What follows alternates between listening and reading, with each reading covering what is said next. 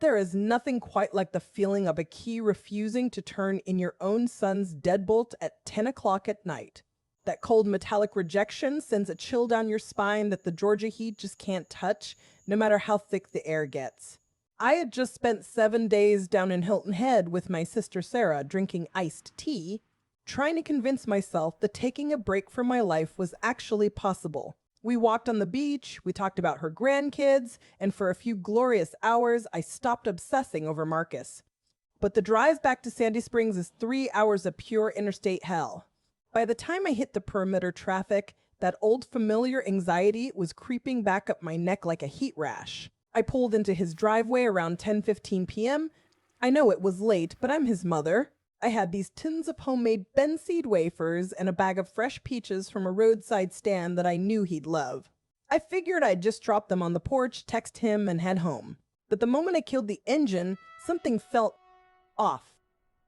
The house was too dark. Usually the living room lamp is on, that warm yellow glow spilling out onto the lawn. But tonight, it was pitch black, save for the motion sensor light flickering on above the garage. Then I looked at his car. That brand new black sedan he was so proud of. It was parked crooked in the driveway, which is unlike him. Marcus is precise, everything in its place. But worse than the parking job was the state of it. The tires looked low, really low, sinking down onto the concrete rims, and there was a thick, dusty layer of yellow pine pollen coating the windshield. It looked like it hadn't moved in a week. I'm talking about a car that he washes when there's a speck of dust on it. Now, tell me how that makes sense. I grabbed my purse and the bag of peaches and walked up the sidewalk. The humidity was oppressive, sticking my blouse to my back, the air smelling faintly of asphalt and impending rain. I dug into my keyring. I've got a spare to his house, always have, and found the little brass key. I stuck it in the deadbolt and turned. It wouldn't budge. I thought, okay, Essie, you're tired, you're twisting it wrong. So I pulled it out, wiped it on my skirt, and tried again. Nothing. It felt jammed solid. It wasn't just stuck. It felt like the tumblers had been replaced entirely. I stood there on that porch, confused, sweat trickling down my temple, and flipped on the flashlight on my iPhone. And that is when my heart stopped. That wasn't the gold-plated deadbolt Marcus installed last year. This was a sleek, matte black smart lock. A high-end Yale model with a digital keypad. The light above the buttons was glowing a harsh, angry red. I took a step back. Why would he change the locks? Why would he put a keypad lock on a house in a safe neighborhood and not tell his own mother?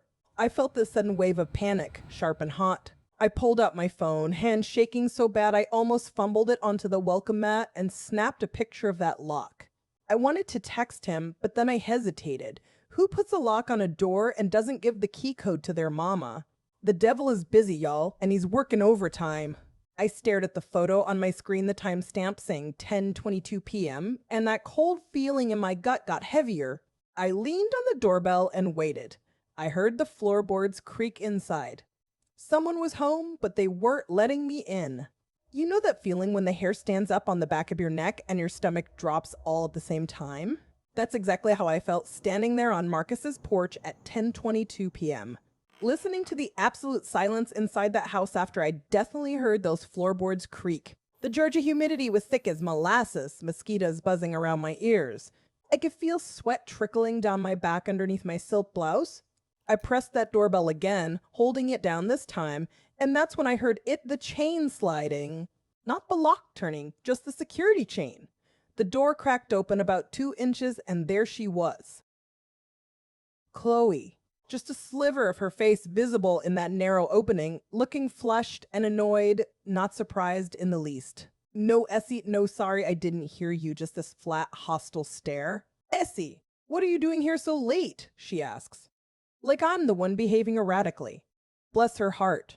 The air conditioning was humming inside, and the smell of vanilla candle Chloe always burns those overpriced vanilla candles. Where's Marcus? I asked her. I didn't even say hello. I didn't care about being polite anymore. Something was wrong. I could feel it in my bones. She sighed, that dramatic sigh she does when she wants you to feel like you're inconveniencing her existence. He's sleeping, Essie. He's had a long week and finally crashed. The lie tasted like acid in my mouth. I know my son's sleep schedule. Marcus has been an early riser since he was 5. He's usually in bed by 10 p.m. on weeknights. It was now past 10 ti.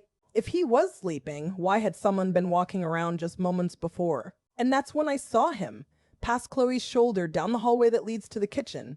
Standing there in those gray sweatpants I bought him last Christmas, the ones with the loose elastic because he'd lost weight. But it wasn't the weight loss that stopped my breath. It was his face. Pale as a sheet, dark circles under his eyes like he hadn't slept in a week.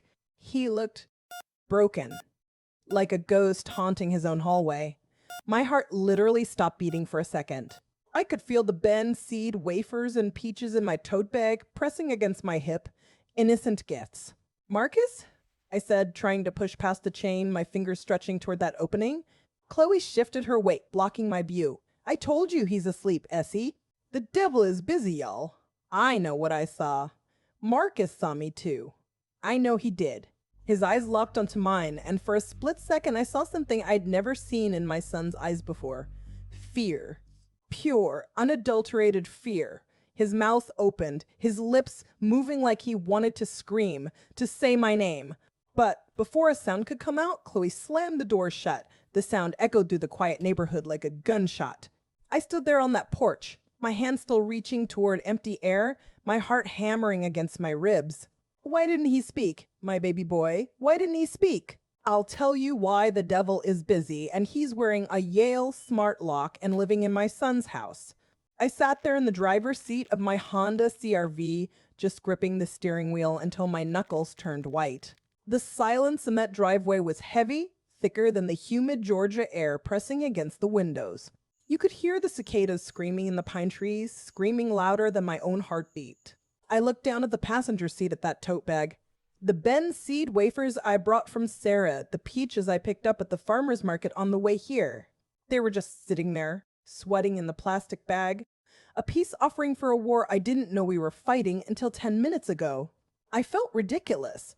I felt like a child who'd been sent to the principal's office. Except I was the principal and nobody was listening to me. I grabbed my iPhone. My hands were trembling so bad I could barely hit the contacts.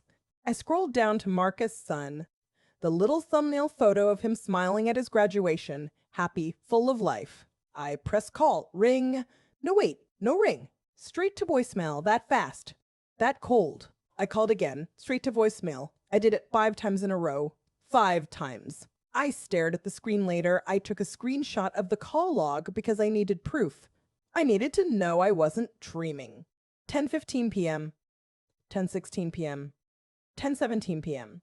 He saw his mother begging for an answer and he hit decline. Or maybe she did. I typed out a text message. My thumbs were flying. I wrote, "I'm outside. Why is the door locked?" I hit send. I watched that screen. I watched those 3 little dots appear and disappear. No reply, just the blue text bubble floating in the dark. I leaned my head back against the headrest. The leather was sticking to the back of my neck. The air inside the car felt stale, recycled. I started thinking, maybe I am crazy. Maybe Sarah is right. Maybe I've been hovering too much. Let them live their life, Essie, she said. But then I saw his face again. That flash of him standing there in the hallway. Pale, gaunt. The dark circles under his eyes looked like bruises. He didn't look like a man happily married. He looked like a prisoner of war. And those sweatpants? Gray, baggy, hanging off his waist.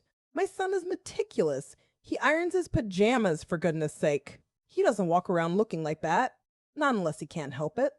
Essie wasn't having that. I felt a shame burning in my chest that had nothing to do with the heat.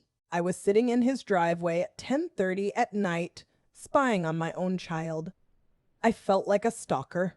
I felt like the villain in a story where I'm supposed to be the hero. I told myself to start the engine. I told myself to go home, pour a glass of wine, and forget this ever happened. I turned the key. The engine hummed to life. I put my foot on the brake, ready to back out, ready to accept that I was just a paranoid old woman who couldn't let go. And then the hallway light flickered off. The house went pitch black. I just put my foot on the gas and drove until the lights of that house were a tiny speck in the rearview mirror. My hands were gripping the steering wheel so tight my knuckles turned white. I ended up at the Waffle House on Johnson Ferry Road. It was the only place open. That sign was glowing, that sickly yellow-orange color, buzzing like a dying insect in the humidity. I parked the Honda and walked inside, smelling like panic and pine pollen. It was loud in there, clanking plates, a waitress yelling, "Order in," but all I could hear was the sound of that deadbolt sliding home. I slid into a booth in the back, the vinyl sticky against the back of my legs. The waitress, a young girl named Beth, came over. She looked tired. I just asked for coffee. Black. I pulled out my iPhone. My hands were shaking so bad I almost dropped it on the table. I needed to hear a voice that wasn't my own. I needed someone to tell me I wasn't crazy. I called my sister Sarah. She answered on the third ring, sounding groggy. "Essie, it's almost 11. What is going on?" I didn't even know where to start. The tears just came hot and fast, messing up my makeup. I told her about the lock. I told her about that red light on the Yale. I told her about Chloe slamming the door in my face like I was a Jehovah's Witness. "Sarah," I said, wiping my eyes with a rough paper napkin. Chloe looked right through me. "And Marcus?" "Lord, Sarah, you should have seen him." Sarah sighed. I could hear the mattress springs creaking through the phone. "Essie, listen to me. Chloe is she's territorial. You know how these modern marriages are. They want their space. She probably thinks you're interfering. You do have a tendency to hover, bless your heart." Hover? I wanted to reach through the phone and shake her. "This isn't hovering, Sarah. This is imprisoning." I took a sip of the coffee. It was bitter, hot enough to burn my tongue. He didn't speak. Not one word. He just stood there in the hallway. He looked like a stray dog that's been kicked too many times. "He's just stressed, Essie." "Work, maybe?" "It's not stress." I hissed into the phone. I looked down at the table, at the wood grain of the formica, and it took me right back to 3 years ago, the wedding day. Marcus standing there in that tuxedo looking so handsome, smiling for the photos. But if you looked close and I looked close, you could see it. His jaw was clenched tight enough to crack. And Chloe, she had her hand wrapped around his arm, digging her acrylic nails into his sleeve, not holding him, anchoring him. I thought it was nerves. I told myself it was just wedding jitters. Now, I know better. The devil is busy, and he's been busy in that house for a long time. "He's wasting away, Sarah," I whispered. He was wearing gray sweatpants. The elastic was loose, hanging off his hips. I could see his collarbone. He's lost 30, maybe 40 pounds since I saw him at Easter.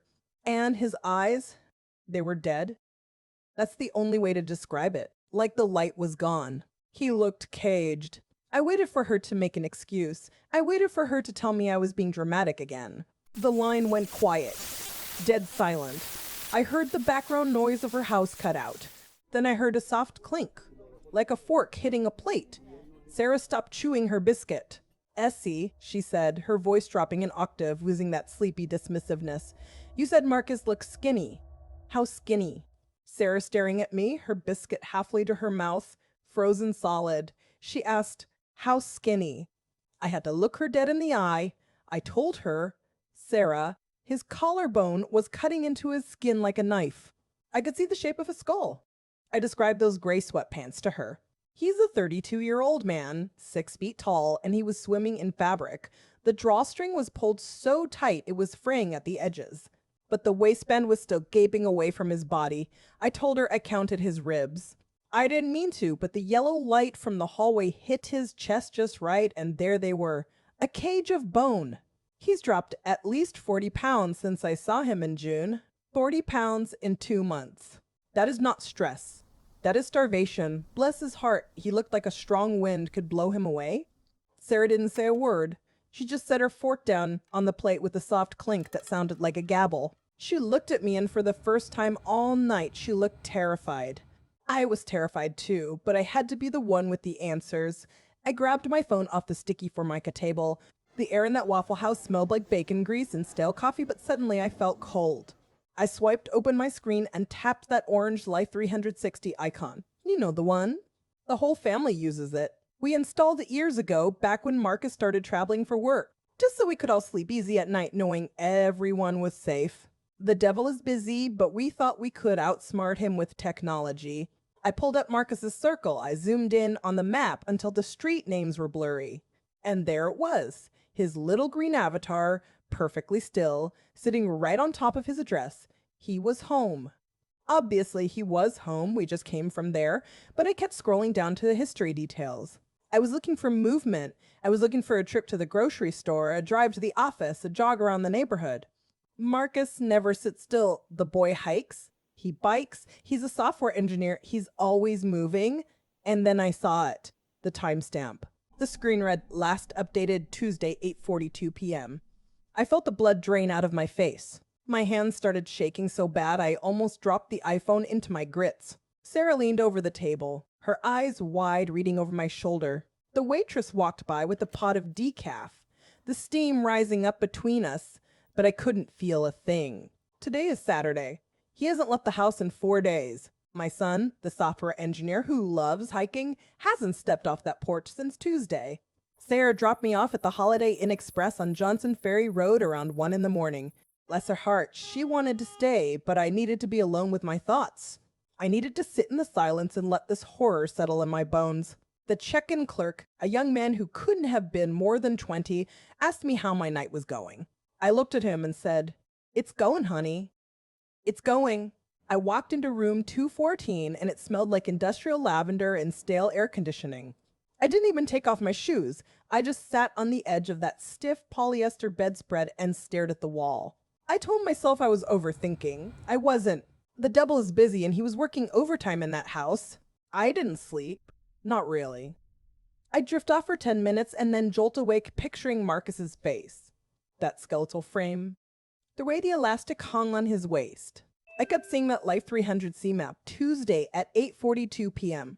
What happened at 8:42 p.m.? Was it dinner? Did he say something wrong? Did he look at her the wrong way? My brain was doing that thing where it spirals into the dark places you try to keep locked away. In the attic of your mind.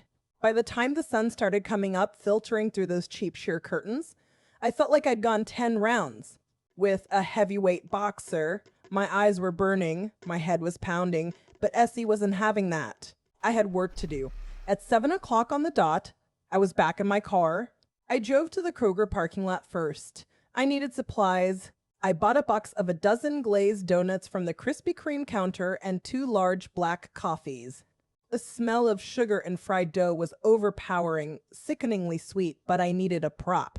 I needed a reason to be on that porch that didn't involve me being a mother about to kick a door down. I put on my biggest, darkest sunglasses. I looked like a celebrity hiding from the paparazzi. Or maybe just a tired old woman losing her grip. Either way, I parked 2 streets down. I wasn't taking any chances with Chloe seeing my Honda CRV. I walked up the sidewalk. The air was already thick and heavy, that oppressive Georgia humidity that sticks to your skin. The moment you step outside, I could hear birds chirping, sprinklers hissing on the pristine lawns. It was so peaceful. It made me sick. I clutched that coffee carrier in my left hand, the donut box tucked under my right arm like a football. My palms were sweating so bad I thought I'd drop the whole thing. I walked right up the driveway, past Marcus's car. The pine pollen was still there, a thick yellow blanket on the windshield. He hadn't moved it. He hadn't even tried to wash it. You tell me, what kind of man meticulous, organized Marcus lets his car sit under a tree for 4 days without washing it? That wasn't my son. That was a prisoner. I stepped onto the porch. I could smell the vanilla candle again. Fainter now, but still there. I knocked. I didn't ring the bell. I used the brass knocker. 3 sharp raps. Then I waited. I counted to 10. I called out, "Neighbor, I've got a delivery here. Mixed up the address. Is anybody home?" My voice sounded too high, too fake. I was trembling. Just a little vibration in my hands that I prayed they couldn't see through the door. I waited for the footsteps. I waited for the chain to slide. I waited for Marcus to open up. But this time, Chloe didn't come to the door. The house stayed silent, dead silent. No floorboards creaking, no shushing. And then I saw it. In the little window to the right of the door, the white vinyl blinds twisted. Just one slat, then another. They were pressed together, then pulled apart. Someone was standing in the dark of that hallway, peering out through the gap. They were watching me and they weren't buying the donuts act. Not for a second. I just stood there, sweating in the morning sun, holding a box of donuts, staring into the blackness of that window, and I knew. They knew I knew. You know that feeling when the hair stands up on the back of your neck and you just know you aren't alone? That was me, standing on that porch, staring at those twisted vinyl blinds. I had a box of glazed donuts in one hand and a large black coffee in the other. My palms were sweating so bad the cardboard cup was sliding. I could feel eyes on me, burning through the glass like a laser. I wanted to bang on that door. I wanted to scream her name. But Essie wasn't raised that way, and besides, something primal in my gut told me to run. I took a step back, my heart hammering against my ribs like a trapped bird. I was about to turn and flee to my Honda, when the silence of the morning was shattered. A white van rattled up the cul-de-sac, the suspension squeaking under the weight of heavy equipment. It pulled right into the driveway, blocking me in. Miguel's Lawns was written on the side in peeling blue letters.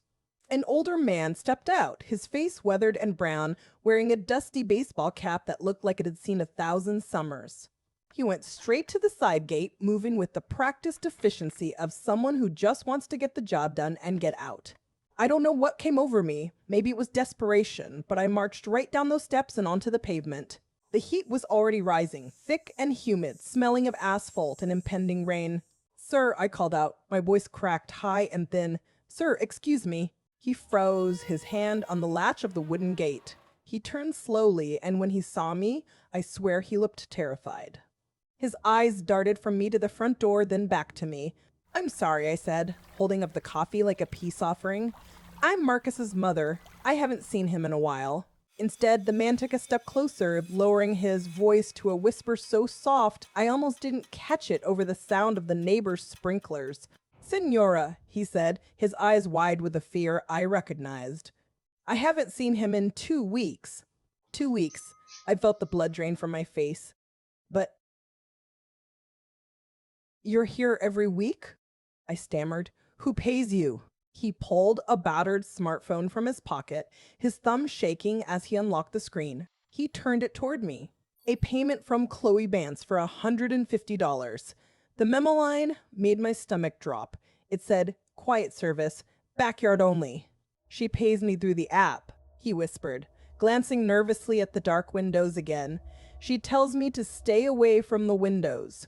My mind was racing. Chloe had told me on the phone, "He's just sleeping a lot. I have him on a new vitamin regimen." Sleeping a lot. Vitamins. Or was he drugged? "Have you heard him?" I asked, stepping closer. "Have you heard anything at all?" Miguel checked the street, then leaned in close. The smell of cut grass and old tobacco was heavy on his shirt. "She makes me leave the side gate open," he told me, "but I'm not allowed to go inside the house. But I hear things, though, when I'm near the bedroom wall, thumping, like heavy furniture moving." I finally made it back to the Holiday Inn Express on Johnson Ferry. I parked the Honda way in the back, near the dumpsters, because I didn't want anyone to see me shaking like a leaf. I checked into room 204, that's going to be burned into my brain forever. The room was freezing, that specific chemical stink of industrial cleaner and stale air conditioning hitting me the second I opened the door. I threw my tote bag on the chair, sat on the edge of that scratchy floral bedspread, and I couldn't breathe. Miguel's voice kept playing in my head. Heavy furniture moving, but my gut told me it wasn't furniture. I needed to know what Marcus was thinking. I opened my laptop, the fan whirring loud in the silence. My hands were actually trembling so bad I mistyped the password twice. Vance Family 1. It was the same password he used for everything back in high school. I logged into Netflix. "We've always been on a family plan," meme him Sarah. "Seeing what your kids are watching is like asking how their day was." I clicked on his profile, the little silhouette with his initials, MV. I went to account and then down to viewing activity. I expected to see baseball games, maybe some sci-fi.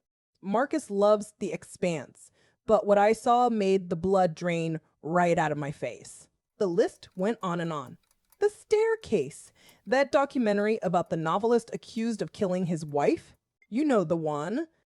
Okay, so he likes true crime. We all do. But look at the dates.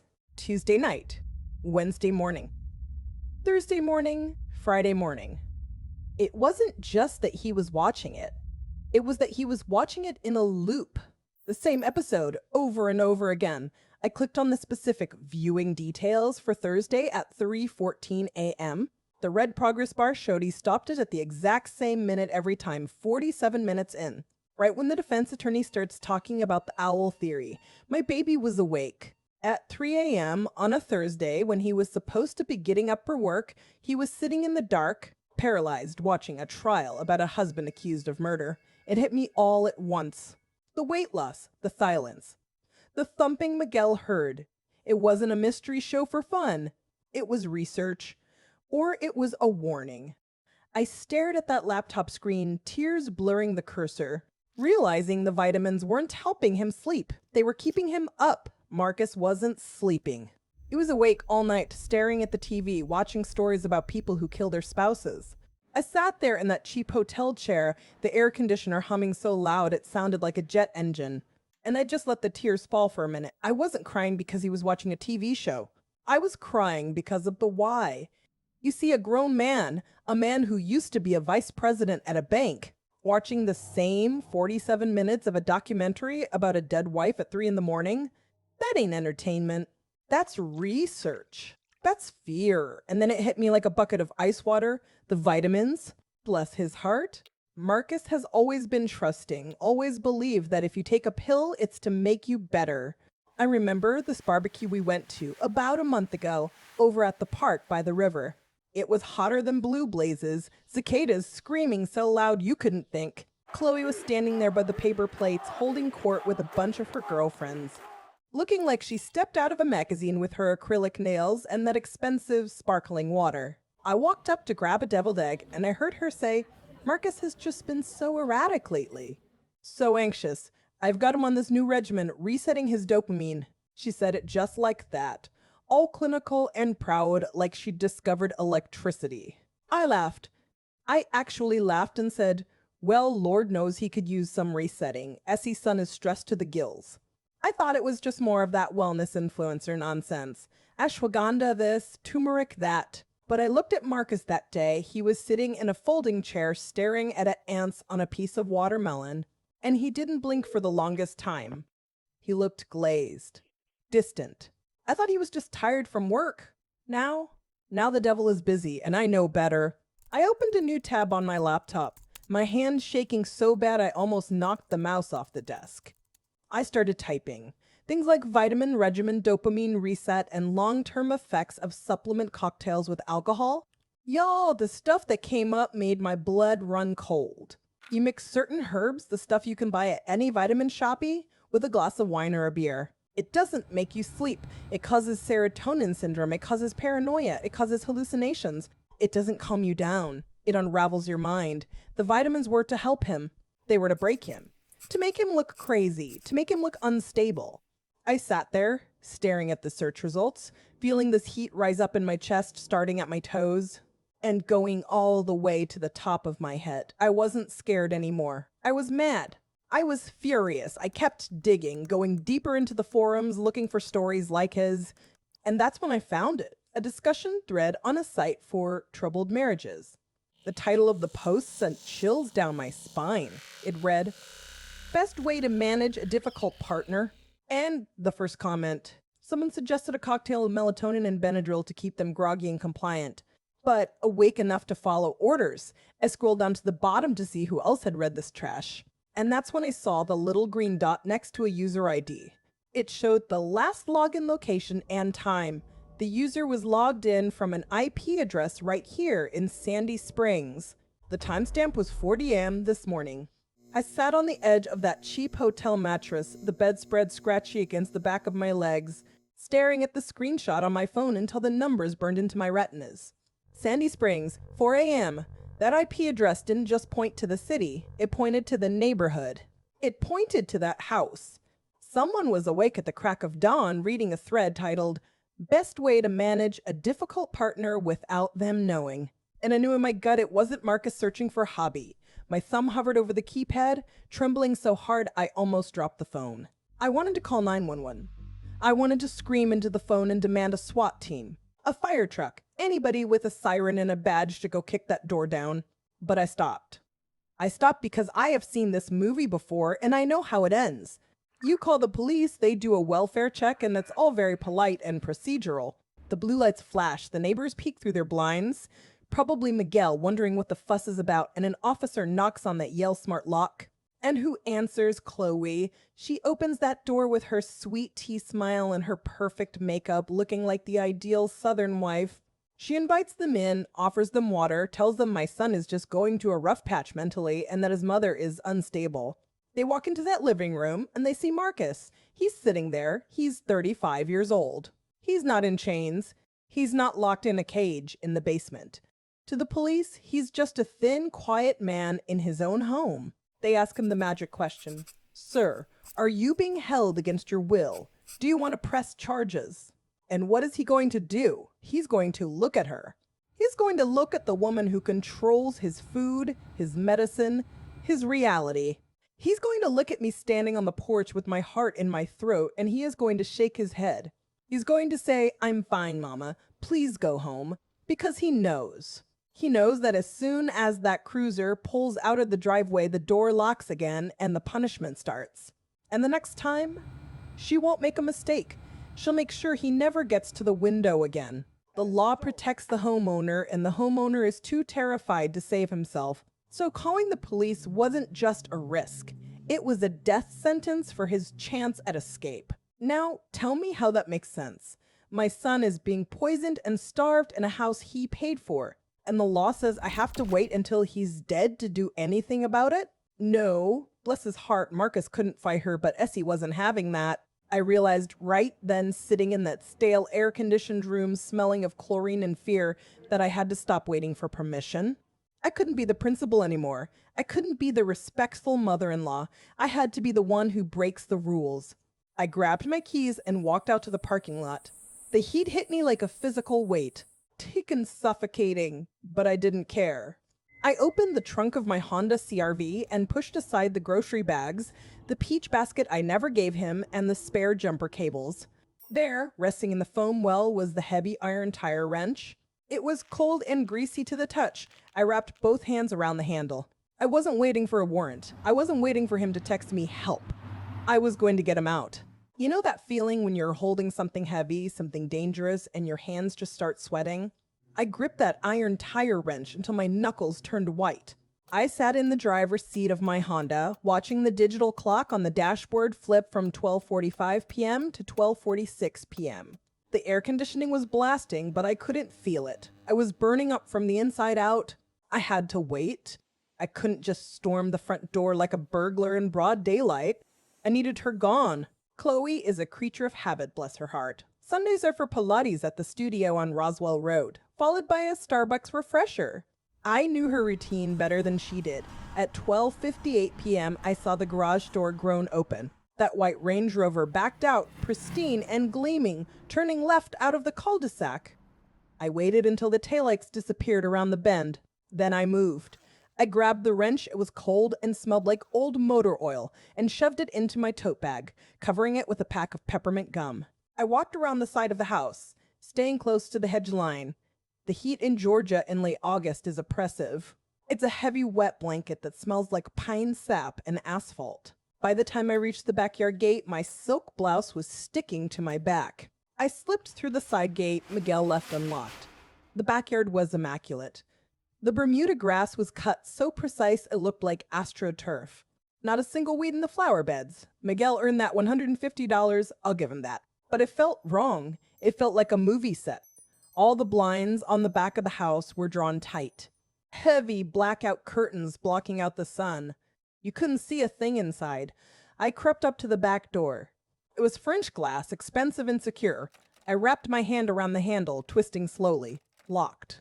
I looked down at my bag, thinking about the wrench. I could break the glass. I really could. But then what? The noise? The alarm? I needed to be smart. That's when I looked up. Above the patio on the second floor was the master bathroom window. And the sash, it wasn't flush with the frame. It was up about 2 inches. Just a crack. My heart started hammering against my ribs like a trapped bird. You have got to be kidding me. I'm 58 years old. I have arthritis in my left knee. I haven't climbed anything since I checked the gutters in 1998. But I didn't hesitate. I ran to the corner of the house where the wooden trellis was bolted to the brick. It was covered in Confederate jasmine, thick and woody. I tossed the tote bag onto the mulch below and grabbed a vine. It held. I started to climb. My sneakers slipped on the damp wood. The smell of the crushed leaves was overwhelming, green and pungent. Every time I put my weight on a rung, it creaked. I stopped, listening to the hum of the neighbor's AC unit. Don't look down, Essie. Just get to him. I imagine Marcus in there, maybe sleeping, maybe staring at the ceiling. That gave me the strength to pull myself up to the ledge. I straddled the windowsill, my chest heaving. I was sweating so bad it was dripping into my eyes. I reached inside and felt the cool air of the house. Thank God. No screen. I got my fingers under the bottom of the window frame and pushed up, and then it happened. I pushed the window up. It squeaked. Like a dying mouse. A high-pitched, metal-on-metal squeak that echoed in the bathroom. I froze, holding my breath, waiting for the alarm. That squeak?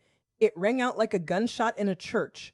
I froze with one leg dangling over the sill. Every muscle in my calf screaming, holding my breath until my lungs burned. I waited for the siren, for the shouting, for Chloe to come running down the hall with that look she gets, lips tight, eyes dead. But nothing happened. The house just swallowed the sound. The silence rushed back in, heavier than before. I pulled myself through the frame and dropped onto the tile floor. Thank God for that plush bath mat. I hit hard enough to rattle my teeth. I was in the guest bathroom. The door was closed.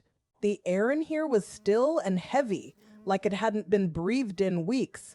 The smell hit me next. And y'all, it was foul. I mean, genuinely gag-inducing. We aren't talking about a little dust or mildew. We are talking about stagnation. It smelled like old McDonald's grease left on a counter for 3 days, mixed with the sweet, cloying scent of rotten peaches and something chemical underneath it, all like bleach and pills. It was the smell of a place where things die slowly. I walked into locker rooms that smelled better. How could Marcus live in this? How could he breathe this air and not choke on it? I cracked the bathroom door open just an inch. The hallway was dim, lit only by slivers of sunlight, cutting through the blinds like prison bars. I stepped out onto the carpet. My stockinged feet made no sound, but my heart was banging against my ribs so hard I was sure it was echoing off the walls. I reached for my pocket, panic flaring hot in my chest, and that's when I remembered the tire wrench. It was gone. I'd left it in the tote bag sitting in the mulch outside. I was standing in the belly of the beast with nothing but my car keys and a whole lot of prayer. I crept toward the stairs, hugging the wall. That's when the pictures on the wall caught my eye. They had one of those gallery walls. You know the kind. Rustic gray frames, perfectly level. I stopped cold in front of a photo from their trip to Hilton Head last year. Marcus is holding a redfish. In the picture, he's smiling, but looking at it now, I saw it. The light was gone from his eyes. He looked gaunt, even then. And standing next to him, Chloe isn't looking at the fish. She's looking at the camera, possessive hand on his shoulder, knuckles white. It wasn't an embrace, it was a restraint. A brand. How did I miss that? How did I look at that picture and see a happy marriage? I felt that cold wash of guilt, thick and suffocating, but I pushed it down. Marcus needed me. I moved past the photos, past the guest room with the door firmly shut, until I stood at the top. A grandfather clock down in the foyer ticked loudly, a slow, mocking rhythm. To-clop. To-clop. The air down there was darker. Cooler. The AC was cranking, fighting a losing battle against the oppression in this house. I took a step down, testing the tread. No creak. I reached the top of the stairs, and then I heard it. A low, rhythmic thumping coming from the kitchen below. Thump. Pause. Thump. It wasn't the washer, it wasn't a dog, it was heavy. Wet sounding. You know that feeling when the bottom just drops out of your world? That cold, hollow pit in your stomach? That's exactly how I felt, standing at the top of those stairs. The only sound was that wet, rhythmic thumping from the kitchen below. It was like a metronome counting down to something terrible. I didn't have the iron wrench. I had left it in the mulch outside. Stupid, so stupid. I had nothing but my phone and a lifetime of stubbornness. Essie wasn't having that, but honestly, I was terrified. I started down the stairs, moving slow, praying the carpet would swallow the sound of my footsteps. The air down there was freezing. The AC was blasting so hard it made the hair on my arms stand up. But the smell? The smell was a nightmare. It was a thick, sweet stench of rotting peaches mixed with industrial bleach. It burned the back of my throat. I got to the bottom landing and pressed my back flat against the drywall. I could hear Chloe now. She was talking, her voice high and bright, totally disconnected from the horror I was hearing. "I know, right?" she giggled. "He's just being so dramatic about everything." I peered around the corner, just an inch, just enough to see. The kitchen was bright, flooded with Sunday afternoon sun, and there she was, Chloe, leaning against the granite counter in her yoga pants, holding a glass of Sauvignon Blanc, scrolling through her iPhone like she was at a spa. And there he was, my Marcus, sitting at the kitchen island on a bar stool facing away from me. His gray t-shirt was hanging off his frame. I could see his shoulder blades jutting out, sharp enough to cut glass. He looked skeletal. And then he did it. Thump. He leaned forward and smashed his forehead against the cabinet door beneath the counter. Thump. It was heavy, wet, deliberate. He didn't make a sound of pain, just that dead, rhythmic thumping. My hand flew to my mouth to stifle a gasp. I looked closer, my eyes trying to make sense of the angle of his arm. His left wrist was pulled behind the heavy, square leg of the island. It was shackled, silver steel, a police-grade handcuff biting into his skin. He was chained to the furniture. My son was a prisoner in his own kitchen. I watched Chloe turn her back to him, laughing at something on her screen, totally blind to the fact that his mother was 10 feet away. My brain was doing that thing where it tries to reject reality, but the metal was there. The chain was there. I knew I couldn't intervene yet. Not without proof. A judge wouldn't listen to a hysterical mother without evidence. My hands were shaking so hard I almost dropped my phone. I leaned out into the empty space of the hallway, aimed the camera at my baby's wrist, and pressed the button. Click! I got it. The timestamp on the screen said 1014 p.m. I didn't scream. I couldn't. The scream died in my throat and turned into bile. My baby was chained to a kitchen island like a dog. I was standing there just feet away from them, frozen in the doorway of that pristine, horrible kitchen. My heart was hammering against my ribs like a trapped bird, and my palm was sweating so bad. I'd barely held on to that heavy, cold, greasy tire iron in my hand. I don't remember grabbing it off the mulch outside. Maybe survival instinct took over. There it was, heavy and cold and greasy in my hand. And then, just like that, my fingers betrayed me. It slipped. It hit that Italian ceramic tile with a clang that sounded like the judgment of God. You know that sound? When heavy metal hits stone? It echoes. It bounces off the cabinets and the ceiling, and it feels like it lasts forever. The silence that followed was worse. It was heavy, thick, suffocating. And then Chloe spun around. She didn't jump, she didn't scream, she didn't drop her wine glass. She just turned, slow, deliberate. She was wearing that cream-colored linen blouse I bought her for Easter, the one she swore she loved. She was holding a glass of Sauvignon Blanc. I could see the condensation dripping down the stem, pooling on the counter. Her face changed in slow motion from shock to confusion. Then it settled into this cold, calculated little smile, like she'd caught me stealing a cookie, not breaking into her house to save my only son from a dungeon. She looked me dead in the eye, tilting her head to the side like a curious bird, and she said, "Essie, you're early." Just like that, her voice was calm, smooth, like we were meeting for brunch at the country club and she hadn't turned my son's life into a horror movie. I wanted to scratch her eyes out. The devil is busy, y'all, but this woman? She is the HR department.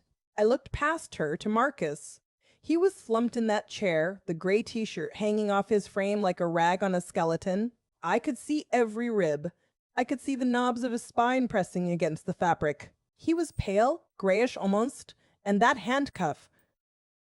It was police grade, heavy silver steel biting into his wrist, running a thick, rusted chain to the bottom of the kitchen island. The island I helped them pick out at Home Depot 4 years ago. Bless his heart, he looked like he had aged 50 years in 2 months.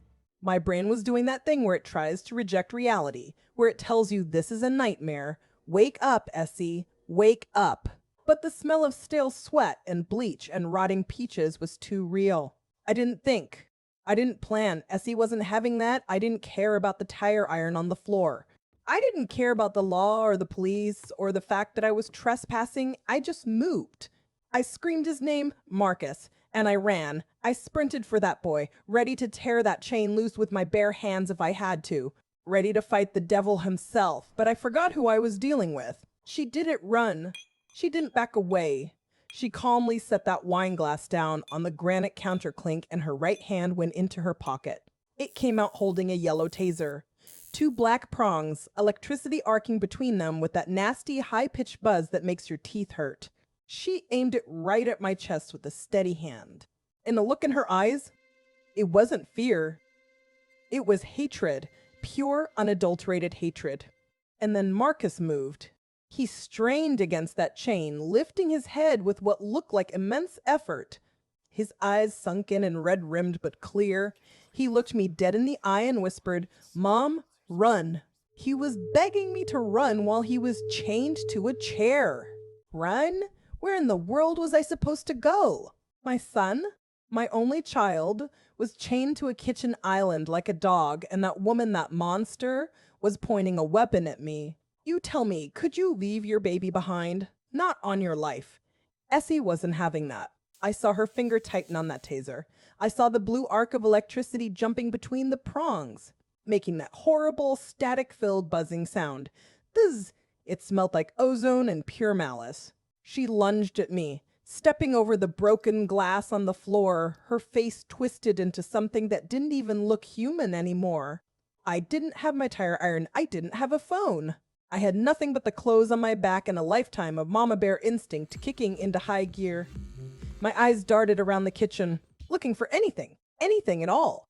And there it was, sitting right on the gas burner, my cast iron skillet. It was 10 inches of heavy black iron, the same one I gave them for a wedding gift. It wasn't a weapon, it was kitchenware. But let me tell you, in that moment, it was the only thing standing between me and 50,000 volts. I grabbed the handle. It was cold, greasy, and heavy. I didn't think. I just reacted as she came at me, thrusting the taser toward my chest. I swung that skillet with everything I had in me. I was aiming for her shoulder, just trying to knock her back, but I'm 58 years old. And I haven't swung a bat in 30 years. I missed. I missed her completely, but Lord, I did not miss the counter. The skillet connected with a stack of porcelain plates sitting on the granite. The sound wasn't just a crash, it was an explosion. White ceramic shards flew everywhere like confetti at a parade. A piece of china grazed my cheek, stinging like a hornet, but I didn't feel it. The noise was deafening in that small, sterile room. It shattered the tension. It shattered her focus. Chloe flinched, covering her eyes from the flying debris. And for a split second, that taser dropped low. And that was the opening. Across the room, Marcus saw it. The chaos woke something up inside him. I saw the muscles in his neck cord up tight as steel cables. He wasn't that broken boy I saw through the window anymore. He let out a sound, a guttural roar of pure desperation, and he yanked his arm back. He didn't just pull against the chain. He put his whole body into it. He pulled like he was trying to drag the entire house down.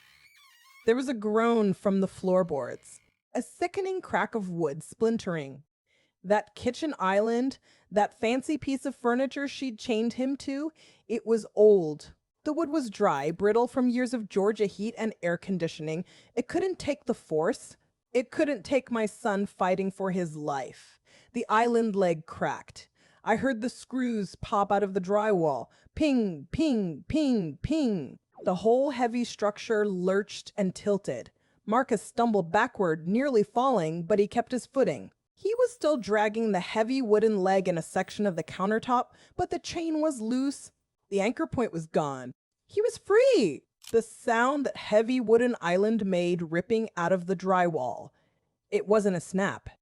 It was a long, grinding scream of timber and gypsum that I swear I will hear in my nightmares for the rest of my life. White powder exploded into the air like a dust bomb, coating the counters. The wine glasses and Marcus's gray t-shirt in a fine, chalky haze. But he didn't stop. He stumbled backward, dragging that massive structure with him, the rusty chain rattling against the granite like a demon shaking its chains. He was gasping for air, his ribs heaving, sweat mixing with the drywall dust on his forehead, but his eyes, they weren't the eyes of the scared boy I saw through the window. They were wide, wild, and locked onto Chloe. He gripped that broken 2x4 leg, splintered and sharp, and hoisted it up like a club. You could see the realization hit him. He had a weapon. Finally.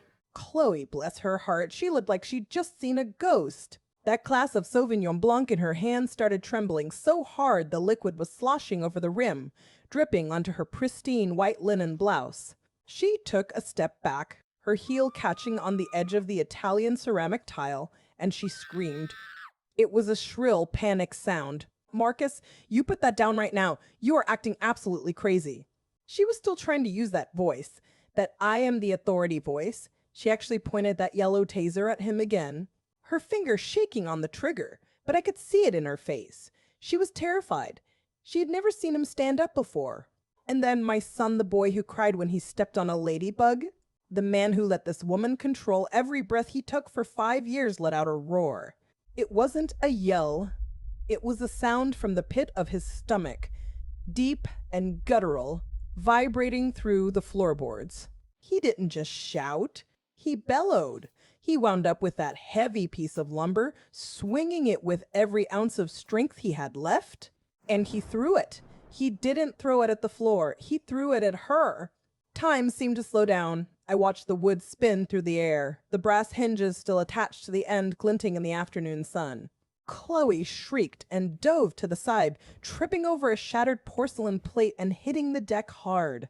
The wood slammed into the subway tile backsplash with a sickening crunch, exploding a hole in the wall, and sending chips of ceramic flying across the kitchen. The taser skittered away across the floor, sliding right under the refrigerator. She was down. She was weaponless. And for the first time in this entire nightmare, she wasn't in charge. I knew this was it. This was the window. I looked at Marcus, standing there panting, chest heaving, bleeding from his torn skin. I felt a surge of adrenaline so hot it made my ears ring. I wasn't just a mother anymore, I was a witness. And I was done waiting for permission. My hands were shaking so violently I almost fumbled my iPhone, but I gripped it tight. I didn't run for the door. I didn't hide. I looked right at Chloe, who was scrambling on the floor, looking like a trapped rat. And I pressed those 3 numbers, 9-1, the ringtone buzz in my ear, loud and clear. The operator picked up on the first ring. 911, what's your emergency? I didn't stutter. I didn't cry. I used my principal voice. The one that clears a cafeteria in 3 seconds flat. I'm at 1428 Peachtree Lane. My daughter-in-law has my son restrained. Send everyone, now! The dispatcher clicked off, and for about 3 seconds, nobody in that kitchen made a sound. It was the kind of silence that feels heavy, like the air before a thunderstorm, thick and waiting to snap. You could hear the air conditioning kicking on in the hallway. Whoosh, whoosh, and the dripping of that Sauvignon Blanc hitting the Italian ceramic tile.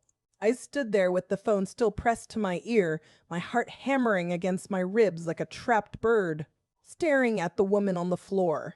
Chloe was sprawled out in the debris, her linen blouse torn, dust from the drywall coating her blonde hair like gray snow. She looked like she'd gone 10 rounds with a blender, and honestly, Essie wasn't shedding a single tear for her. But then, I watched her face change. It was the wildest thing I've ever seen. 1 second, she was glaring at me with pure, unadulterated hate, like a rabid dog backed into a corner. And the next, her shoulders dropped. Her eyes went wide and watery. The transformation was so fast, it gave me whiplash. She realized the police were coming. She knew the game had changed, and she switched tactics faster than I could blink. She stopped being the warden and instantly became the terrified wife. She let out this sob-real, theatrical, gasping sound and slumped against the lower cabinet. "Oh, thank God you called," she whimpered, wiping at eyes that were perfectly dry 2 seconds ago. "Essie, you don't understand. He's sick. I tried to tell you, he stopped taking his medication and he gets violent." I just looked at her. I mean, really looked at her. Was she serious? She pointed a shaking finger at Marcus, who was standing there swaying, holding on to that butcher block island like it was the only thing keeping him on Earth. Holding onto that butcher block island like it was the only thing keeping him on Earth? I had to restrain him, she cried, her voice cracking on just the right note. He was going to hurt himself. He was threatening to walk out into traffic. I did it to keep him safe. You have to believe me. The devil is busy, y'all, but he works overtime in Sandy Springs, Georgia. I wanted to scream at her. I wanted to pick up that cast iron skillet and let her know exactly what I thought about her safety precautions, but I didn't. Because before I could say a word, Marcus crumpled.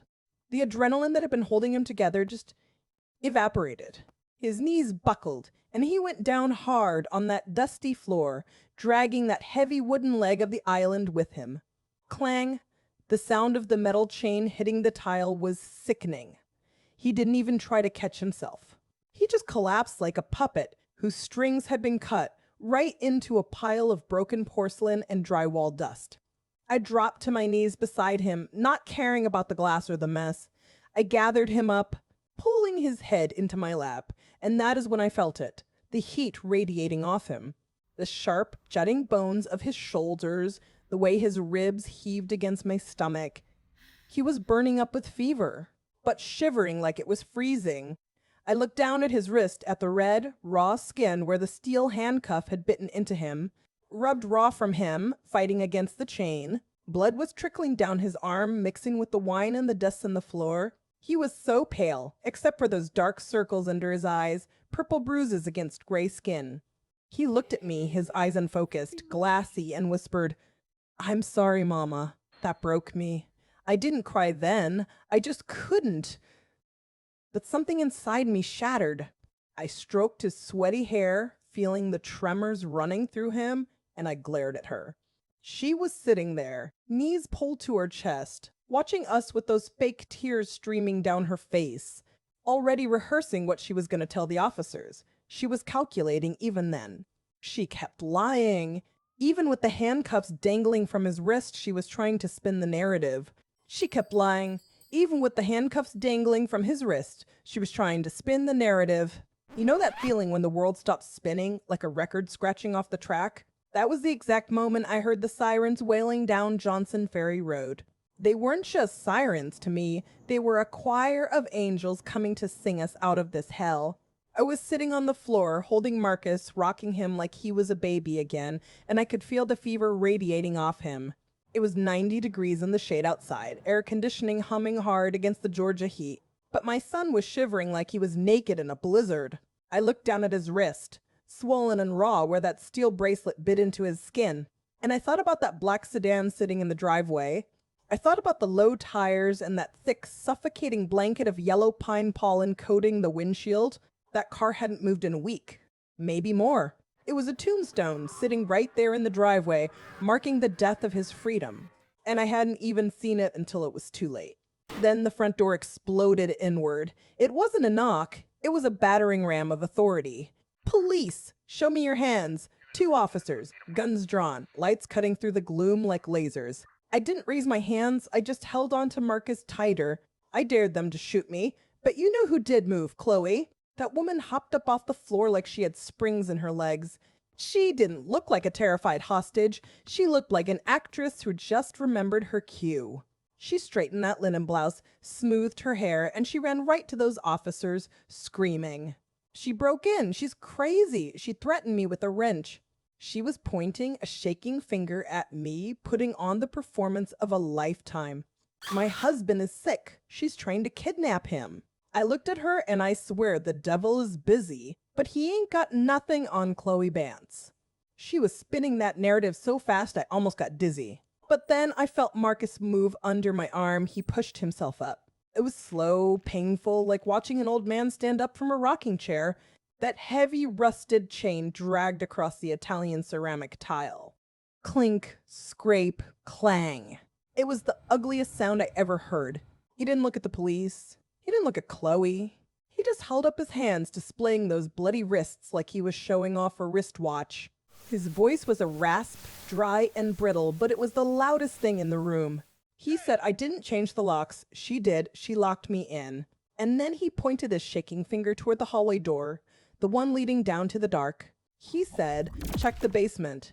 The room went dead silent. The air conditioning seemed to hum louder. The younger officer, he looked at the chain, looked at the hole in the drywall where Marcus had ripped the island free, and he realized the math wasn't mathing. He stepped past Chloe, ignoring her hysterical denials, and walked toward that basement door. He unclipped his flashlight, clicked it on, and disappeared down those stairs. We waited 1 minute, 2 minutes. The only sound was Chloe's jagged breathing and the wet, slick sound of Marcus trying not to cry. 5 minutes later, the officer came back up. And let me tell you something. That man looked green. I've been a principal for 30 years. I've seen kids caught with drugs, seen teachers arrested, seen things that would turn your stomach white. But I have never seen a look like that on a grown man's face. He didn't say a word to me. He didn't ask for a statement. He walked straight over to Chloe, turned her around, and snapped the handcuffs onto her wrists. And that sound? Click, click. That was the sweetest music I've ever heard. He leaned in close to her ear and read her rights. And I just sat there holding my son thinking, what in God's name did he find down in that dark? You know, when the EMTs finally got Marcus stabilized and wheeled him out to the ambulance, the house got real quiet. Just the hum of the refrigerator and the static on the police radios. Detective Miller, he was a tall man, looked like he hadn't slept since the Bush administration walked over to me. He had this clipboard and he asked me a question that stopped my heart cold. He said, "Mrs. Vance, we need to inventory the property. Marcus is in no state to talk. Can you come look at the basement? Tell us if anything looks out of place or missing." I didn't want to go down there. My intuition was screaming at me to just get in my car and follow that ambulance. But I'm a mother and I needed to know. I needed to see the whole picture. So I followed him to the door off the pantry. It was one of those heavy wooden doors you see in old movies. The kind that keeps the storms out. We walked down. The air down there changed. It was about 10 degrees cooler, damp, and it smelled like stale sweat and industrial bleach. The kind of bleach you use to clean up a crime scene, not just wash whites. The light flickered on when he hit the switch. It was a single bare bulb swinging slightly. And there it was, in the center of the room, a twin mattress. No box spring, no frame, just lying directly on the concrete slab. And next to it, a 5-gallon bucket with a lid on it. I just stared at it. My brain couldn't process what I was seeing. This wasn't a guest room. This wasn't a man cave. This was a cell. Then I looked at the floor, concrete, gray, unpainted concrete. But there were marks. 4 of them. Heavy-duty steel rings drilled directly into the foundation. I pulled my phone out. Instinct. I took a picture of those rings. Just a flash illuminating the horror. Heavy-duty industrial anchor points drilled right into the foundation. You use those to tie down boats or secure heavy machinery in a warehouse. You don't put them in your basement unless you plan on keeping something from moving. And that's when it hit me. The nausea rose up so fast I had to swallow it down. All those times I came over. All those times she said, "Oh, Marcus is just resting in the basement. He's got a migraine." Or, "He's working on a project down there. He doesn't want to be disturbed." The neighbors.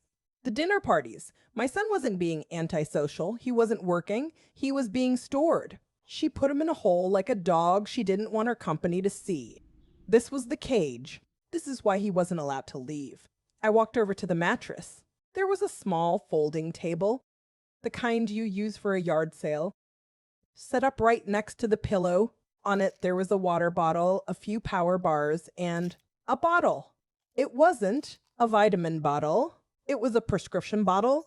I picked it up. My hands were shaking so bad the pills rattled inside. It was an amber pharmacy bottle. The label wasn't from a CVS or a Walgreens around here. It was a compounding pharmacy. The name on it was Chloe Vance. But the drug made my blood run cold. Sodium oxybate. I knew that name. You might know it as GHB, the date rape drug. They moved us to Northside Hospital yesterday. You know that smell? That specific sharp chemical scent that tries to cover up sickness with too much cleanliness? It's everywhere here. It's Tuesday now, I think. I've lost track of the days since we dragged him out of that house. I'm sitting in this beige vinyl chair, the kind that sticks to the back of your legs when you shift. Just watching the IV pump click rhythmically. 1 drop, 2 drops. Hydration fluid, electrolytes, everything his body was starving for. He looks so small in that hospital bed. You look at my son, 6'2", used to be a linebacker build, and now he looks like a little boy lost in the sheets. The nurse said he's severely dehydrated, malnourished, but the worst part is the infection in his wrist from the handcuffs. It's angry and red, wrapped in thick white gauze, and every time that heart monitor beeps, I hold my breath waiting for it to flatline. I can't help it. The devil is busy, but he's not taking my baby today. He finally woke up about an hour ago. His voice was like dry leaves crumbling, just a rusty rasp.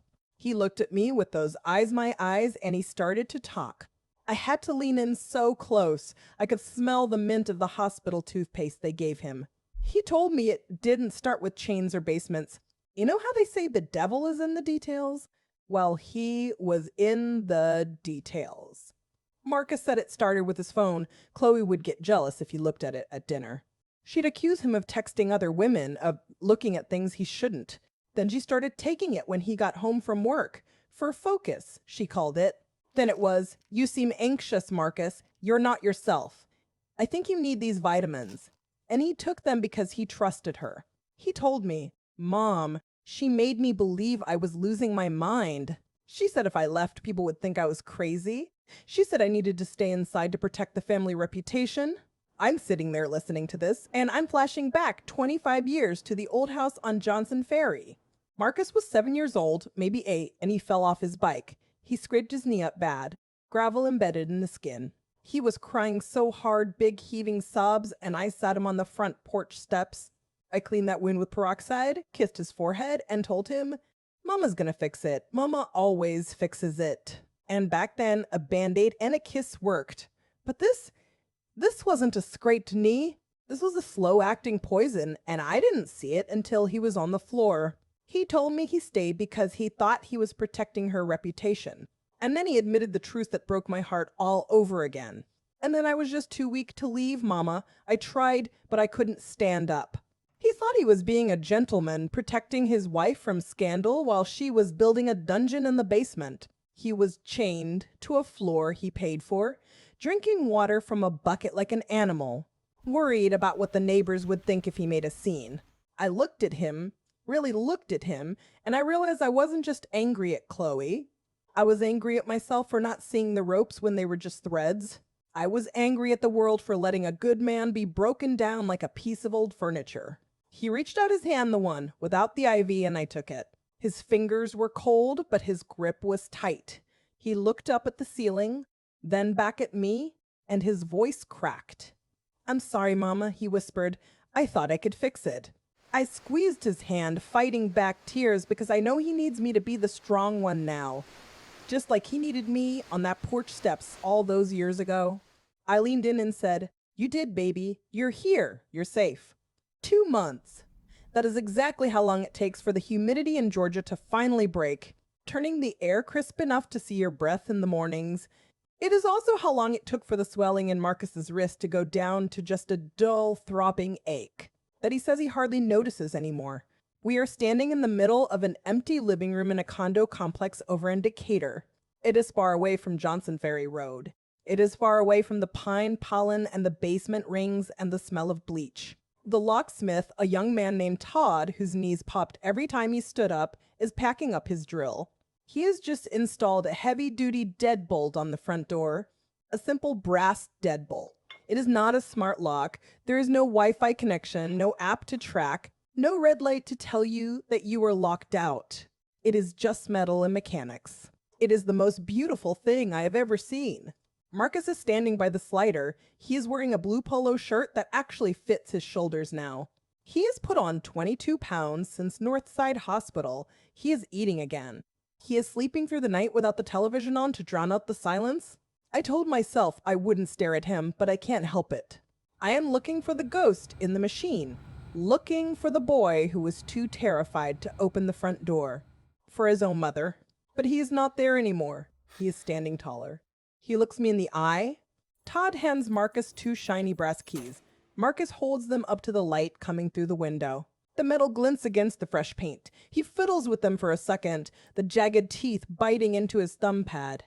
Then he walks over to me. He stops right in my personal space, close enough that I can smell the peppermint soap on his skin. No chemicals, no rot, just clean soap. He holds out one of the keys. It dangles there between us, swinging slightly. "You want a spare?" he asks. His voice is deeper now, stronger. "For emergencies?"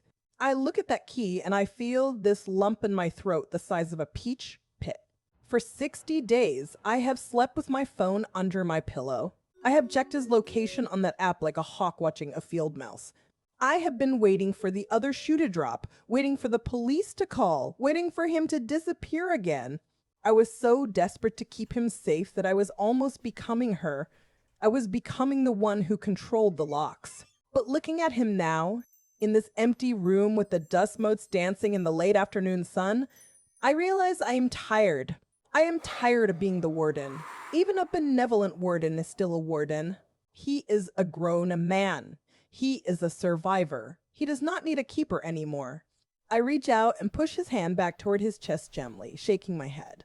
"No, baby," I tell him. "I don't need one." He frowns just a little, confused. "You sure? What if you need to get in?"